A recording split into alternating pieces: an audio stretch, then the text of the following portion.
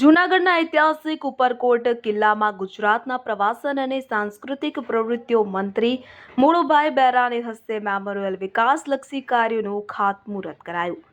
વિગતે વાત કરીએ તો ગુજરાતના પ્રવાસન સાંસ્કૃતિક પ્રવૃત્તિઓ વન અને પર્યાવરણ મંત્રી મુળુભાઈ બેરાના હસ્તે જૂનાગઢના ઐતિહાસિક ઉપરકોટ કિલ્લામાં વીર દેવાયત બોદર તેમજ રા નવગણ વીર ભીમડા વાલ્મીકી અને દાસી વાલબાઈ ના ઇતિહાસને દર્શાવતા મેમોરિયલના વિકાસની કામગીરીનું લોકાર્પણ કાર્યક્રમ યોજવામાં આવ્યો હતો કે જેમાં પૂર્વ મંત્રી ભૂપેન્દ્રસિંહ ચુડાસમા, સાંસદ રાજેશ ચુડાસમા, ધારાસભ્ય સંજય કોરોડિયા અને મહાનગરપાલિકાના પદાધિકારીઓ, જિલ્લા કલેક્ટર તેમજ વીર દેવાયત બોદરના વંશજોનું સ્વાગત કરવામાં આવ્યું હતું. મંત્રીના જણાવ્યા અનુસાર ₹4 કરોડના ખર્ચે આ મેમોરિયલ તૈયાર થતા 10 માસ જેટલો સમય લાગશે કે જેથી ઇતિહાસનો ભવ્ય વારસો જળવાઈ રહેશે.